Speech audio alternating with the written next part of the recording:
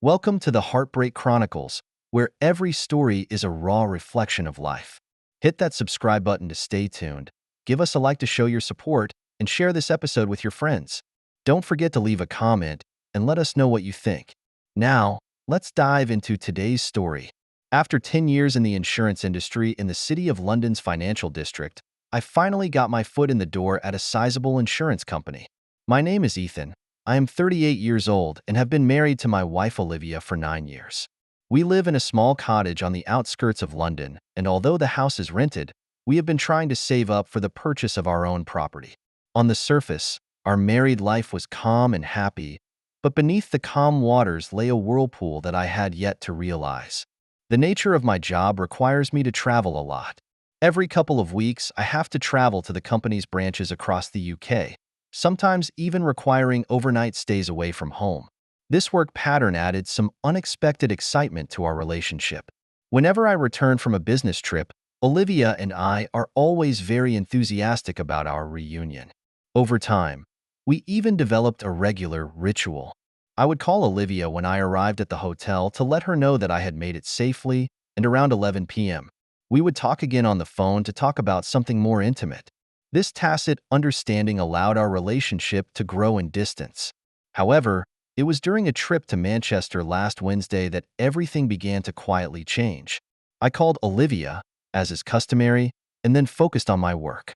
The next day, when I presented my report on the Manchester branch to my supervisor Jonathan, he called me into his office with exciting news. The manager of the Manchester branch was impressed with my work and asked if I would be interested in working there on a permanent basis. I was overjoyed by this news. Jonathan explained that if I accepted the offer, I would get the promotion next quarter that was scheduled for the middle of next year. He also mentioned that the employee I was about to replace had left, and that the company apartment had a 4-month lease left, and they could keep it for me if I wanted it. This is undoubtedly a once-in-a-lifetime opportunity to not only take my career to the next level, but also to experience the joys of living in a new city. In my excitement, I decided not to tell Olivia the news for a while.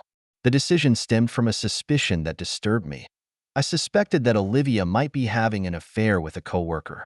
This may sound ridiculous, but as an insurance professional who is known for logical thinking and risk assessment, I can't ignore the inner alarm. I thought back carefully to Olivia's recent conversations about work and coworkers. I noticed she made frequent references to a man named Nathan.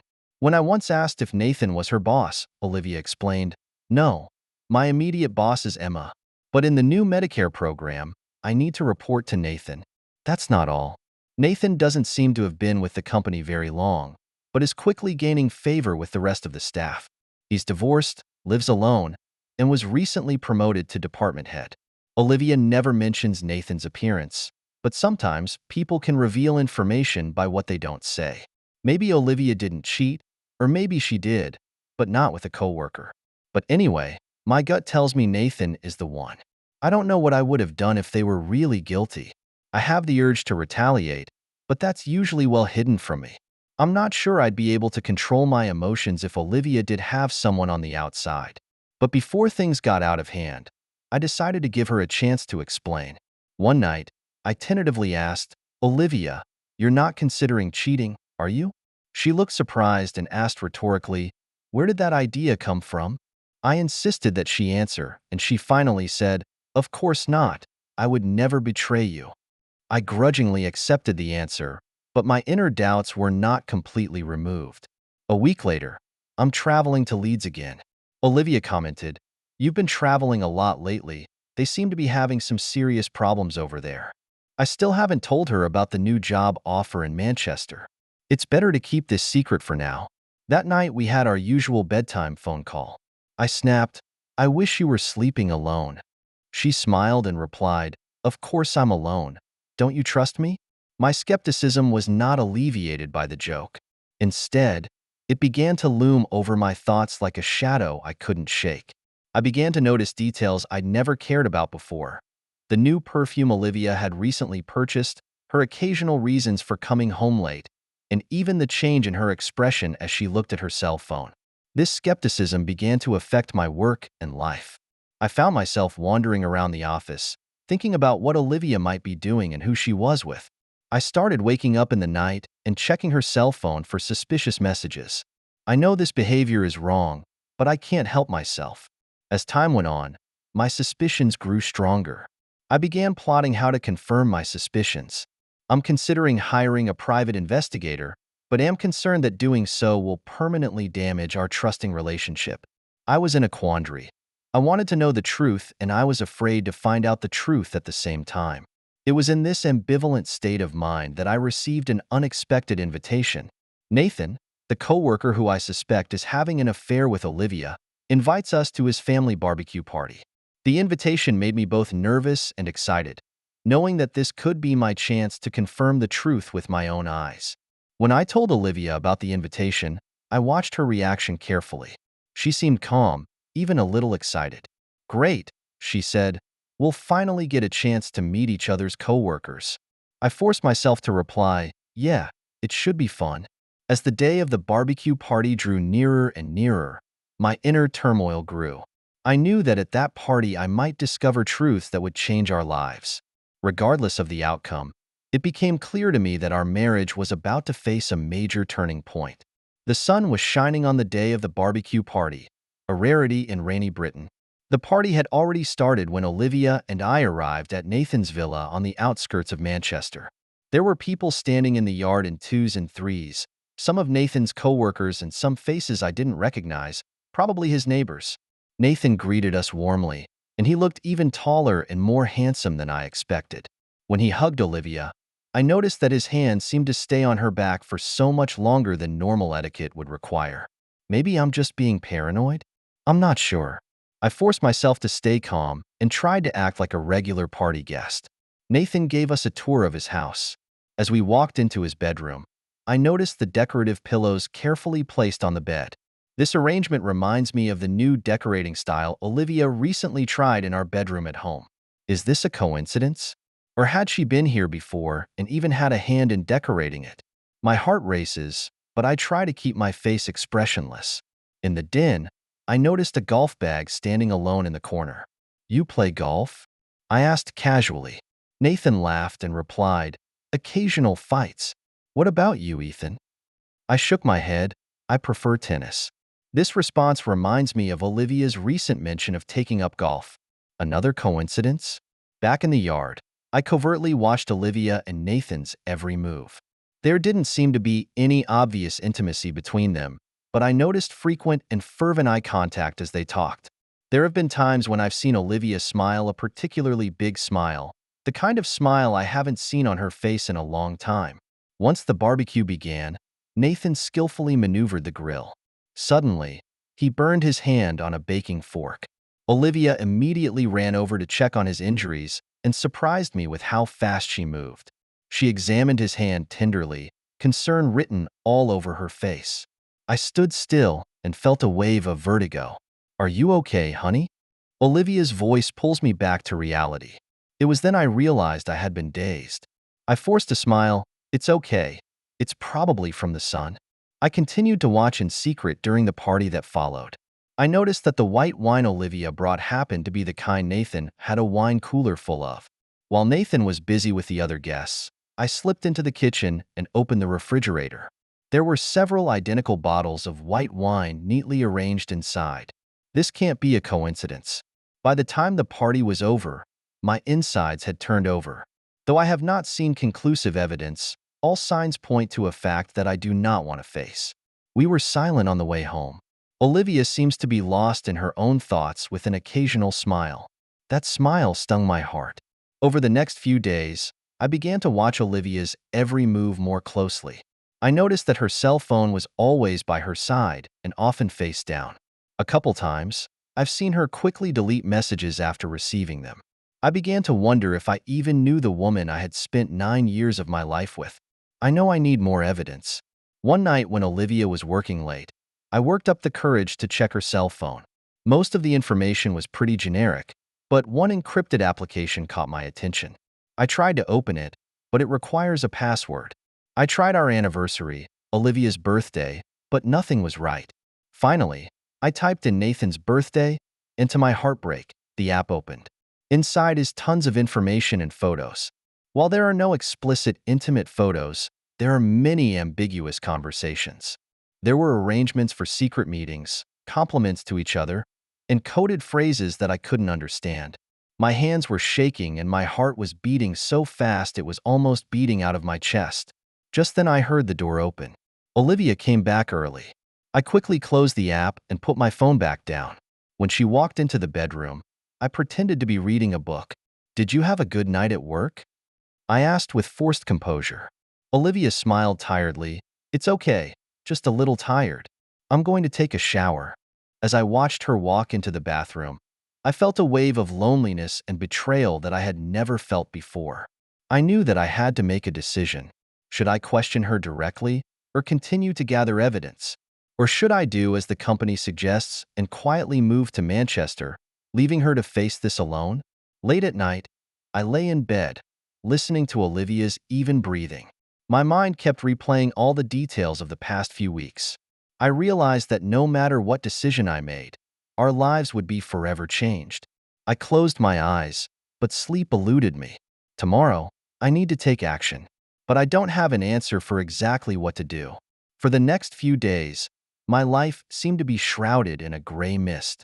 I mechanically completed my work and absent-mindedly talked to my coworkers, but my mind was always racing, thinking about how to cope with this harsh reality. As an insurance actuary, I am accustomed to calculating risks and developing response strategies. Now, I've decided to use these skills in my personal life. I began to formulate a complex plan. Firstly, I accepted the Manchester position offered by the company. I told Olivia it was just a temporary, 3-month special project. She looked a little lost, but didn't object strongly.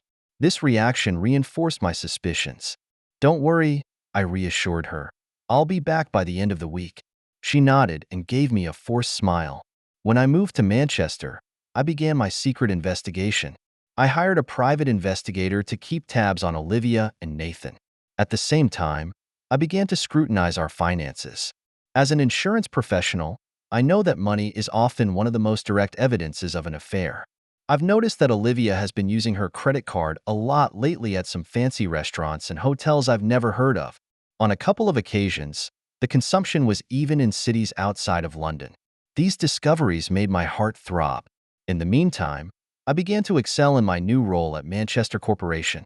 I came up with several innovative insurance product solutions that were appreciated by my superiors. I knew that if I wanted to implement my plan, I needed to establish enough credibility and influence in the company. When I returned to London at the weekend, I behaved as I always do. We watched movies together, went out to dinner, and even planned a short trip. But underneath this seemingly normal facade, my heart has long been turned upside down. Every time Olivia smiles, every time she touches, it sends a tingle through me. I don't know if these intimacies are still real or just a habitual performance. My suspicions were reinforced by the reports that came in one after another from private investigators. On a couple of occasions, he snapped photos of Olivia and Nathan having dinner together after work. Although there was no obvious intimacy, their eye contact and body language revealed nothing less than unusual closeness. During this time, I began secretly transferring our joint assets. I opened a couple of new bank accounts in the name of the company's special projects and transferred part of my paycheck and some mutual savings into them. I realized that doing so may be legally controversial, but I tell myself it's a necessary measure of self-preservation. I also started collecting evidence that might be used in my favor in the divorce proceedings. I meticulously documented Olivia's every suspicious behavior, saved all credit card statements and bank statements. I even installed hidden cameras in our home in hopes of capturing decisive evidence. However, as the program progressed, the conflict within me grew stronger. Sometimes, when I look at a sleeping Olivia, I wonder if I've gone too far. Maybe it's all in my head? Maybe I'm ruining a marriage that could have been saved? But whenever that faltering occurs, I think of the encrypted phone app and the ambiguous texts and photos. These memories were like a shot in the arm, renewing my resolve. In my second month of working in Manchester, I was presented with an unexpected opportunity. The company decided to develop a new life insurance product for high-net-worth clients, and I was selected as the project leader. Not only would this project further establish me within the company, but it also gave me the perfect excuse to explain my frequent overtime and travel. I was fully committed to the project and often worked late into the night. Sometimes, when I'm alone in my office, I imagine Olivia is with Nathan at the moment. This imagery is like a sharp blade that constantly pierces my heart. But I tell myself that this pain is temporary and soon I will be able to implement my plan to end it all. As the project progressed, I noticed some gaps in the company's internal operations. As an experienced insurance professional, I know that these loopholes can be exploited by unscrupulous individuals, resulting in significant financial losses. I made a mental note of this information and thought about how I could incorporate it into my plan. Over time, my plan took shape. I decided to use Olivia's infidelity and the company's internal problems as leverage to seek a higher position and better divorce terms after the program. I knew it was risky to do so, but I had no choice. Just as I was about to put it into action, an unexpected phone call disrupted all my plans. It was Olivia calling. Her voice sounded unusually excited. "Ethan, I have a surprise for you. Can you come back early? We need to talk." The call caught me off guard. The excitement in Olivia's tone unnerved me. Did she find out about my plan? Or did she finally decide to come clean about her affair? Or was it just another elaborate lie? I forced myself to reply, "Yes, I'll be back tomorrow." After hanging up the phone, I sat in my office and stared out the window at the Manchester night scene. I know that whatever awaits me tomorrow, our lives will be turned upside down. I took a deep breath and began to prepare myself for any number of possible scenarios. Tomorrow, the truth will finally come out. The next morning, I drove back to London from Manchester with a lot of trepidation. Along the way, my brain kept simulating every possible scenario. I was prepared to face the worst, but deep down I still hoped it was all just a terrible misunderstanding. When I opened the door to my house, it was unusually quiet. I cautiously walk into the living room to find Olivia sitting on the couch with an envelope on the coffee table in front of her. When she saw me come in, she flashed a big smile I hadn't seen in a long time. "Ethan, you're finally back," she said, with a hint of tremor in her voice, "and I have something important to tell you." I took a deep breath and prepared for the coming storm. "Yes?" I try to keep my voice calm. Olivia picks up the envelope on her desk and hands it to me. "Open it," she said, an expectant gleam in her eye. I opened the envelope with a trembling hand, and inside was a hospital test report. I skimmed through it quickly, then looked up at Olivia in surprise. "You're pregnant?" I asked incredulously. Olivia nodded, tears in her eyes. "Yes, it's been 2 months. I've been feeling sick lately, but thought it was just stress at work. I didn't know the good news until I had a checkup last week. I was going to wait until after your project to tell you, but I just couldn't resist." I stood there for a moment, not knowing how to react. All the suspicion, anger, and plans for revenge seemed so ridiculous in this moment. I felt a wave of vertigo and had to hold onto the couch to stay on my feet. "Ethan, are you okay?" Olivia asked with concern. "You look terrible." I took a deep breath and forced myself to calm down. "I'm just a little surprised," I said reluctantly. "It's good news, really." For the next few hours, Olivia excitedly discussed future plans while I absent-mindedly responded. My brain is still trying to digest this huge shift. Later that night, after Olivia was asleep, I sat alone in my study, reviewing everything that had happened in the past few months. I was deeply ashamed of my suspicions and behavior. I dig out the private investigator's report and scrutinize the photos that used to break my heart.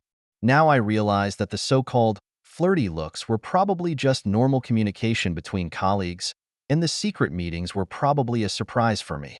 I opened my laptop and started undoing everything I had done before. I closed those secret bank accounts and deleted the collected evidence. I sent an email to the company stating that I would be returning to work in the London head office at the end of the project. The next morning, I decided to confess everything. As we ate breakfast together, I worked up the courage to speak up. "Olivia, there's something I have to tell you," I said, my voice trembling a little with nerves. "For the past few months, I've suspected that you've been having an affair with Nathan." Olivia looks at me in shock and drops the fork in her hand. "What? What makes you think that?" I took a deep breath and told her everything I suspected and did.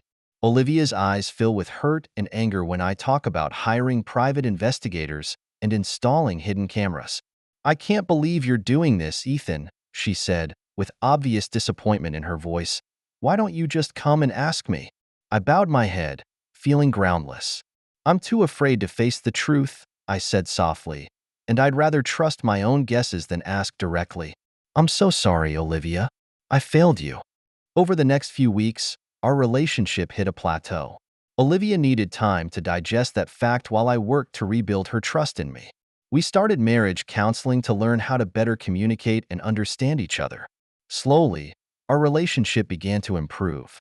Olivia's pregnant belly is growing by the day as we begin to prepare for the arrival of our new baby. I quit my job in Manchester and returned to our London headquarters. I confessed to the company about the internal problems that I had previously discovered, which in turn earned the appreciation of the management. We moved into our new house when Olivia was 7 months pregnant. As we were organizing our room together, I found the encryption app that had given me pause. With Olivia's permission, we opened it together. Inside is a discussion of Olivia and her friends preparing a surprise for me and some of the plans she has for our future. Looking at the contents, I felt a pang of deep remorse and gratitude. I turned to Olivia and hugged her tightly. I'm sorry, I said again, and thank you for not giving up on me. Olivia hugged me back and whispered, We've all made mistakes. The important thing is that we can overcome it together.